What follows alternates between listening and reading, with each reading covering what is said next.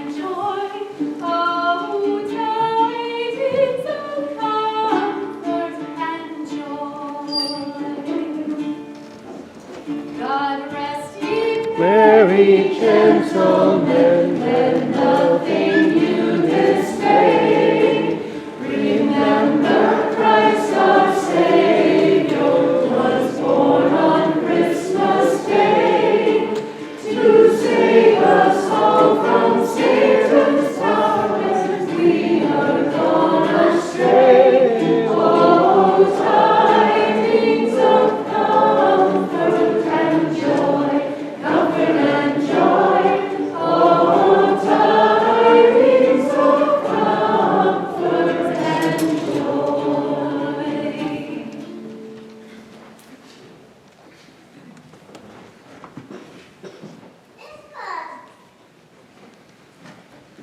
Jacob Marley was dead. 7 years dead on that Christmas Eve. Ebenezer Scrooge, his living partner, never painted out old Marley's name on their sign. There it stood, years afterward, over the warehouse door, Scrooge and Marley, counting house. Scrooge was tight-fisted, a squeezing, grasping, covetous old sinner. Heat and cold had little effect on him. No wind blew that was bitterer than he.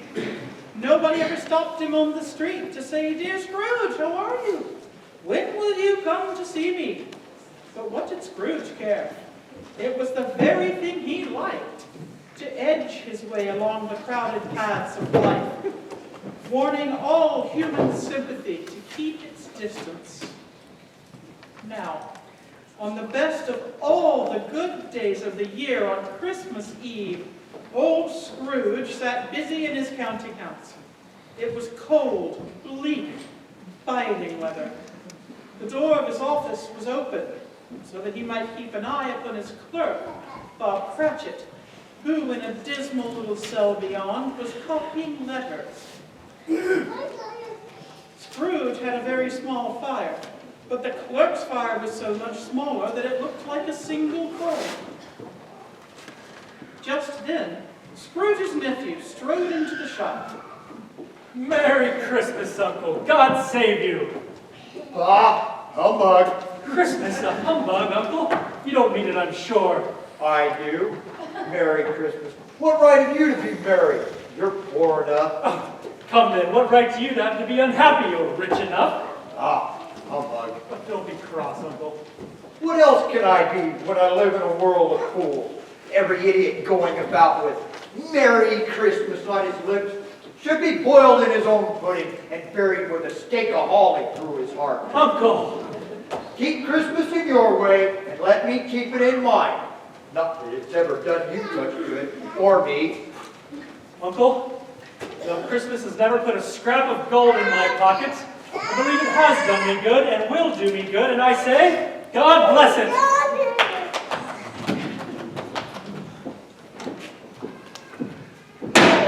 Let me hear another sound from you, and you'll keep Christmas by losing your position. You're quite the powerful speaker, sir. I wonder you don't go into Parliament. Oh, come, don't be angry. Dine with us tomorrow. Ah! I ask nothing of you. Why can't we be friends? Good afternoon. Oh, well, I'm sorry to find you so stubborn, but I'll keep my Christmas humor to the last. Merry Christmas, Uncle. Good afternoon. And a Happy New Year. Good afternoon. There's another fellow, my clerk. 15 shillings a week, a wife and a family, talking Merry Christmas. He's a fool. Scrooge and Marley's.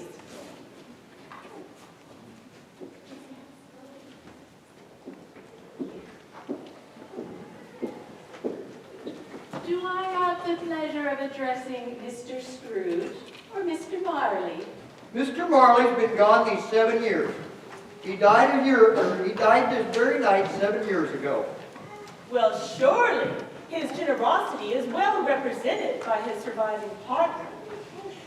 At this time of the season, Mr. Scrooge, it is extremely desirable that we make provision poor and destitute. Many are in need of common necessities. Are there no prisons? No poorhouses? Yes, of course, sir. I wish I could say they were not. Oh, I was afraid something had happened to close them. Oh, they scarcely furnish Christian cheer. A few left roving to create a fund to buy the poor some meat and drink and means of warmth. What shall I put you down for? Nothing! I don't make Merry Christmas myself, and I can't afford to make idle people merry. I support prisons and poorhouses with my taxes. They cost enough. If they're bad enough off, they should go there. Many cannot go there, and many would rather die. If they would rather die, they had best do it and decrease the population. Good afternoon, ladies.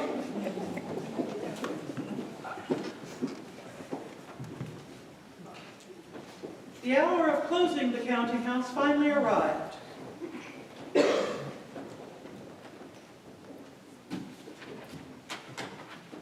I suppose you'll want off all day tomorrow. If quite convenient, sir. It's not convenient. It's not convenient. It's not fair. You'd think me wrong if I stopped half a shilling so you pay for it, but you don't think me wrong for paying a full day's wages for no work. But, sir, it's only once a year. A poor excuse for picking a man's pocket every 25th of December. Be here all the earlier the next morning. Of course, and Mary, good day, sir. Scrooge walked home with a growl. He lived in a gloomy suite of rooms, the more gloomy because no one lived in them but Scrooge. Now, it is a fact that there was nothing unusual about the knocker on his door, except that it was very large. But Scrooge, having placed his key in the lock of the door, saw in the knocker not a knocker, but Jacob Marley's face. Scrooge put his hand tremblingly back upon the key, turned it, and rushed in. He fastened the door and walked quickly upstairs to his bedchamber. He closed the bedchamber door behind him and locked himself in, double locked, which was not his custom. He put on his dressing gown and his nightcap, and he sat before his fire, a very low fire indeed. As he looked about, his glance happened to fall upon a bell, a disused bell, that hung in the room. It was with great astonishment that as he looked, he saw this bell begin to swing. It swung so softly at first it barely made a sound, but soon rang loudly, and so did every bell in the house. Then they stopped as one. The bells were succeeded by a clanking noise, deep down below, as if some person were dragging a heavy chain. With the clanking came a low, wailing moan. Scrooge heard the noises, much louder, of the stairway, coming straight for his door. It's humbug still. I won't believe it. His color changed, though, when without pause, a chained specter came through his heavy door and passed into the room before his very eyes. Who are you? Ask, rather, who I was Who were you then? in life. I was your partner, Jacob Marley. Marley! Marley, why does your spirit walk the earth? Why do you haunt me? The spirit in every man who must walk abroad among his fellow men. If the spirit does not go forth in life, it is condemned to do so after death, doomed to wander through the world and witness what it cannot share, what it might once have shared, and turn to happiness. You are chained. Tell me why. I dragged the chains I forged in life, forged link by link, and girded on of my own free will. Or would you know, rather, the weight of the chains you bear? No! They were as full as heavy as this 7 Christmases ago. You have labored on them since. Marley, tell me more. But speak words of comfort to me, Jacob. I have none to give, but mark me, In life, my spirit never left our counting house, our money-changing hole. Now, an eternity of weary journeys lie before me. But you were a good man of business, Jacob. Business? Mankind should have been my business. Charity, mercy, the common welfare. At this time of year, my spirit suffers most. Why did I walk through life with my eyes turned down and never raise them to that blessed Christmas star? Were there no poor homes to which his light might have conducted me? But Jacob, Hear me, Ebenezer Scrooge! I will! You yet have a chance of escaping my fate. You will be haunted by 3 spirits. Spirits? Without their advice, you will never shun the path I tread. Expect the first tomorrow when the bell tolls 1, the second upon the next night at the same hour, the third upon the third night, the last stroke of 12 has ceased to vibrate. Look to see me no more, Ebenezer Scrooge, but for your own sake, remember my visit. The apparition moved backward, and at every step he took, the bedchamber window raised itself a little. When the spectre reached it, it was wide open. At the raising of Marley's hand, Scrooge became aware of confused noises in the air, sounds of lamentation and regret, sorrowful wailings. Scrooge followed trembling to the window, desperate in his curiosity. He looked out. The air was filled with phantoms, wandering in restless haste and moaning as they went. Each wore chains like Marley's ghost. Their misery was clearly that they wished to intercede for good in human matters, but had lost the power forever. Then the creatures faded into the mist. Scrooge flew to the door where the ghost had entered. It was double locked, just as he'd fastened it. The bolts were undisturbed. And from the emotion of the visit, or the fatigue of the day, or his glimpse of the invisible world, Scrooge went straight to bed without undressing and fell asleep on the instant. Scrooge awoke with the first stroke of a nearby church bell.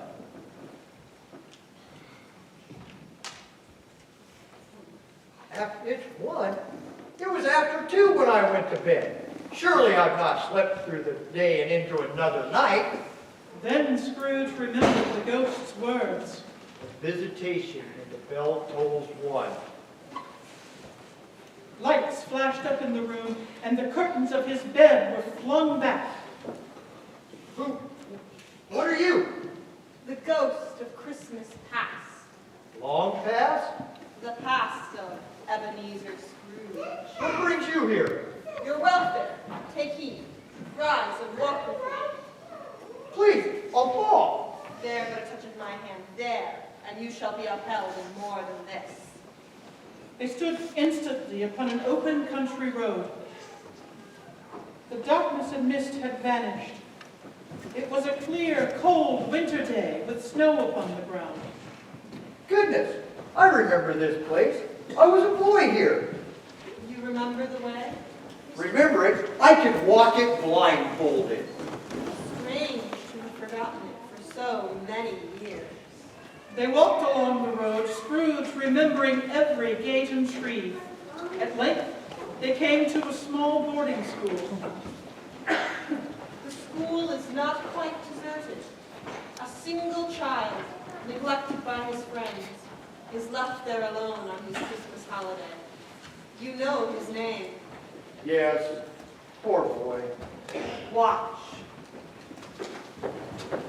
I've come to bring you home, dear brother, dear Ebenezer, to bring you home. Home? Yes, yes, home for good, forever and ever. Father's much kinder than he was. That home is like heaven. You're never to come back here. We're to be together all Christmas long and have the merriest time in all the world. Come. A delicate creature, your sister, whom a breath might have withered, yet her heart was warm. So it was. She died a woman and had, as I think children? One child, True, your nephew. yes. What's the matter? Nothing. Something, I think. I'd just like to say a word or two to my nephew just now, and to my clerk, Bob Cratchit. My time grows short. Watch. Again, Scrooge saw himself. He was now older, a man in the prime of his life, but his drawn face already reflected his greed. Ebenezer? Ebenezer, has another love taken my place? What love? Gold. Here's to the fairness of the world. Nothing does it punish so severely as poverty, or condemn an honest day's profit. But that's all you care about. There's no room for me. Come now, I haven't changed towards you, have I? Yes, you were another man once. I was a boy. Tell me, would you still try and win me? You think I wouldn't? I think you wouldn't choose a poor girl. You weigh everything by profit. Goodbye, Ebenezer. Wait, Ellen, please! I loved her. Spirit, show me no more. Why do you delight to torture me? One shadow more. No, I don't want to see it. Watch. They were in another time and place, a street. It's Ellen. She's come back.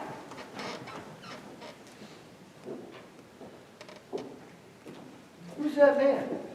The man she married. I saw an old friend of yours today. Oh, who? Yes. Oh, how can I? No, wait, not Mr. Scrooge. Mr. Scrooge it was. I was passing by his office window, and I couldn't help but seeing him. His partner lies on the point of death, I hear. And he sat alone. All alone in this world, I believe. Yes, quite alone.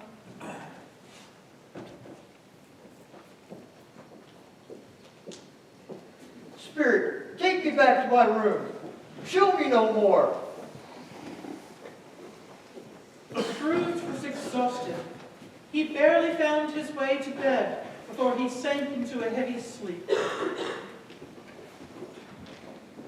When Scrooge awakened, he knew the bell was again near the stroke of 1.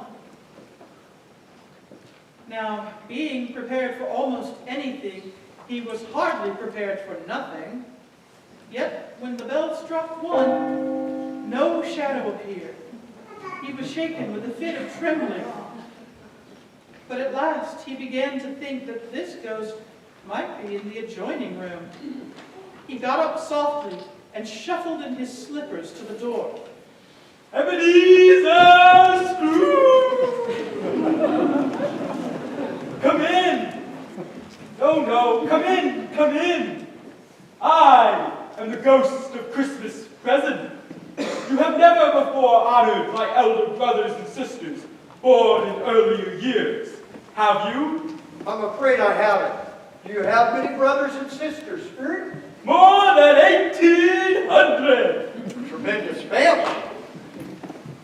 Spirit, take me where you will. Last night I went out under compulsion and was taught a lesson. Teach me more if you can. Touch my robe! At once they stood in the streets on Christmas morning, where the people made a rough but brisk and not unpleasant music. Perhaps it was the pleasure the Spirit had in showing off his powers, or else it was his own kindly nature and his sympathy with all poor men that led him straight to Scrooge's clerks, for there he went. On the threshold, the Spirit stooped to bless Bob Cratchit's dwelling. Outside the baker's, we smelled the goose, our own goose. But what could be keeping your father and Tiny Tim? And Martha wasn't as late last Christmas Day by half an hour. Here's Martha, Mother. Martha! Martha, there's such a goose. Bless your heart, my dear, but how late you are. Well, never mind. As long as you're here, sit by the fire and warm yourself. Merry Christmas. No, Father's coming. Hi, Martha, hi.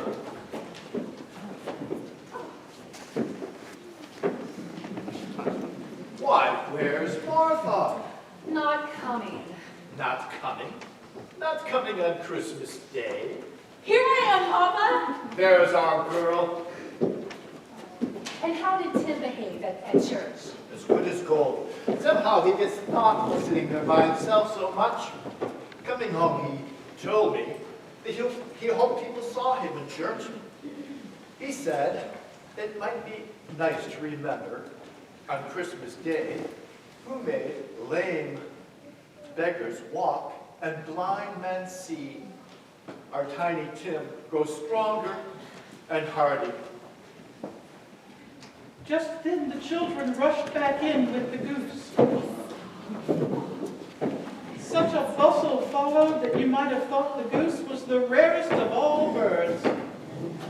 There never was such a goose, they thought, small though it was.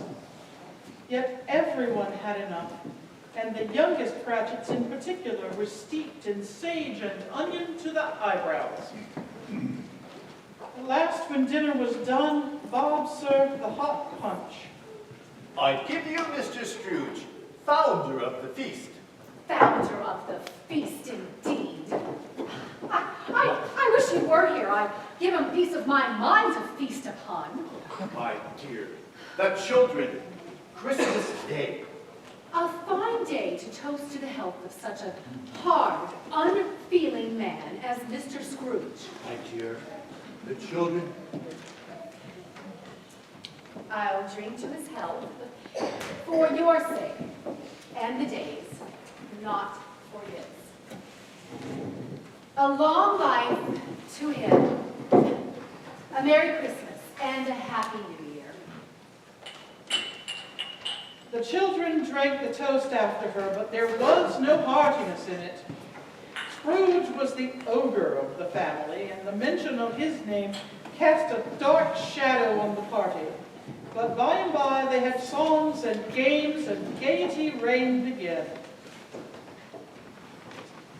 Tell me, Spirit, will Tiny Tim live?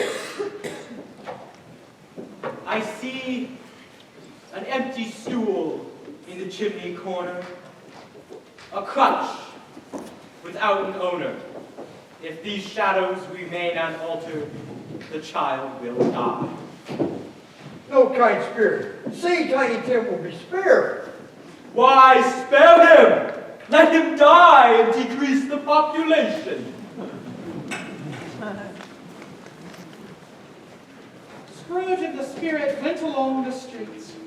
The brightness of the roaring fires in kitchens, parlors, and all sorts of rooms was wonderful. It was a great surprise to Scrooge, while watching the snapping flickering, to hear a familiar laugh, the laugh of his nephew. He said Christmas was a humbug, as I live, and he believed it too. More shame for him. Oh, he's a comical old fellow, that's the truth, and not as pleasant as he could be, but I have nothing to say against him. He's so rich. What of it? His wealth is of no use to him. He doesn't use it to make himself or anybody else more comfortable with it. For myself, I have no patience with him. Oh, I have. I'm sorry for him. Who suffers from his ill will? Himself? Always. Here he takes it into his head that he doesn't like us and doesn't want to come to dine with us. What's the consequence? He loses a few pleasurable moments that doesn't hurt him at all. No, I mean to offer him the same chance every year, whether he likes it or not. He can humbug Christmas till he dies, but he can't help thinking the better of it. If it only puts him in mind to give his poor clerk 50 pounds, that's something. Ah, but come, our party is young. The scene passed off in a breath, and Scrooge and the Spirit were once again upon their travels. Many homes they visited, but always with a happy end. The Spirit stood by sick beds, and they were cheerful. By poverty, and it was rich.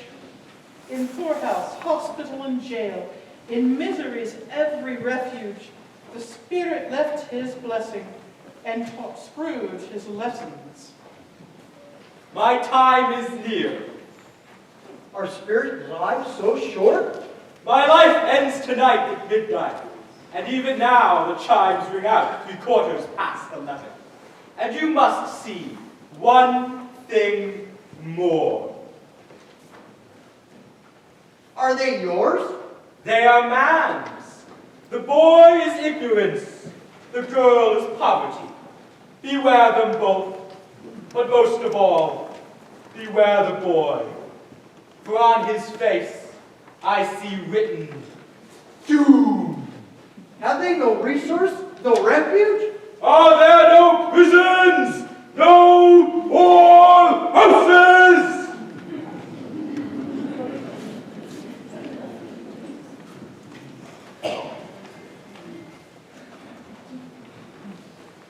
The bell tolled a slow, solemn 12.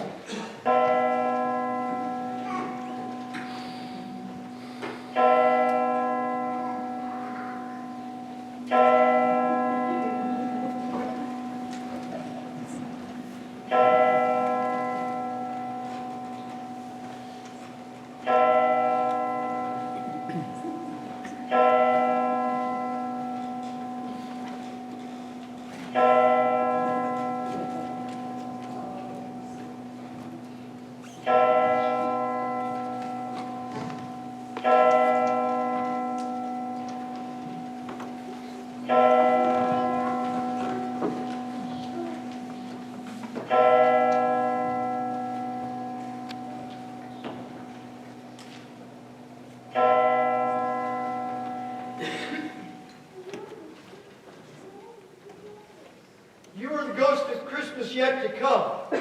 You will show me the shadows of the future. Spirit, of all the specters I've seen, I fear you most. But I know your purpose is good to me. I hope to live to be another man. But will you not speak to me? Lead on, then. They entered the city, the exchange district. The spirit pointed to one little knot of merchants, and Scrooge moved closer to listen. No, I haven't heard much about it. All I know is he's dead. When did it happen? Last night, I believe. I thought he'd never die. What's to come of his money? Well, I haven't heard. Given it to his company, perhaps. He hasn't given it to me, that I know. Why wager it's going to be a very cheap funeral? Yes. On my life, I can't think of anyone who would go to it. Maybe we can throw a party and raise some volunteers. I would go if lunch is provided. Well, I'm more disinterested in you, but I guess I would go if anyone else does. Spirit, this is the exchange district, but I don't see myself among the merchants. Tell me why. The phantom led Scrooge into an obscure part of town, where Scrooge had never been before, but he recognized its ill reputation. They came upon an unkempt man just as an old woman carrying a heavy bag slunk into his shop. Have a look at this lot.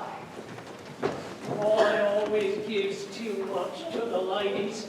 It's me weakness and it'll be me ruin.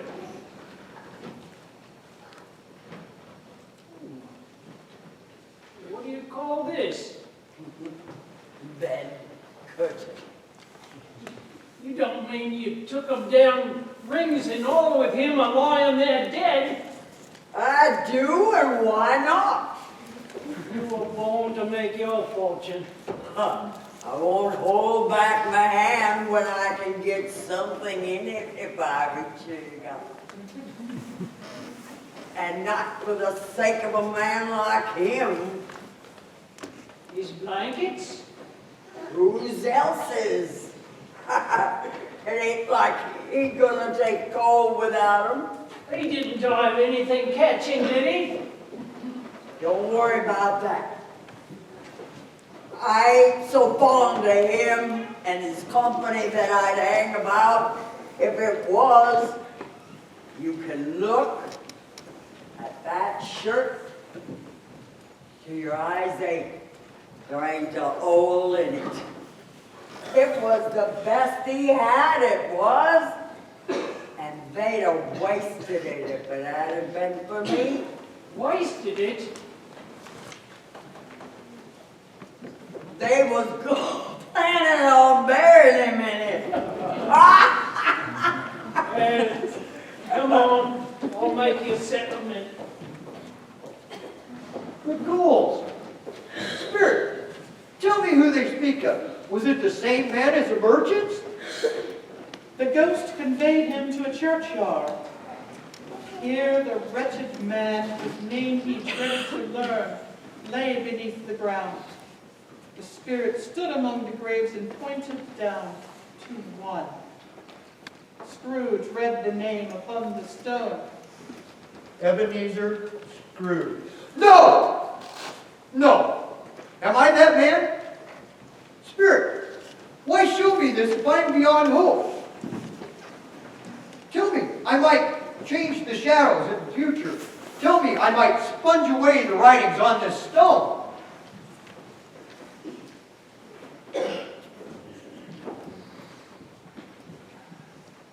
The bed was his own, the room was his own and best and happiest of all. The time before him was his own to make amends in. I'll live in the past, the present, the future. Oh, Jacob Marley, heaven and Christmas time be praised. Merry Christmas to everybody. Wait, I don't know what day it is. How long have I been among the spirits? They're not torn down. My bed curtains are not torn down. They're here, rings and all. I'm here. I don't know what to do. I'm as light as a feather, as merry as a schoolboy. I don't know what's going on. I'm a baby. I don't know anything. Never mind. I'd rather be a baby. Running to his window, Scrooge looked out and saw a girl in her Sunday clothes in the street. What day is it? What, sir? What day is it today? Today? Why, Christmas Day. Christmas. I haven't missed it. The spirits have done it all in one night. Of course, they can do whatever they like. Pardon me, do you know the butcher shop on the next street at the corner?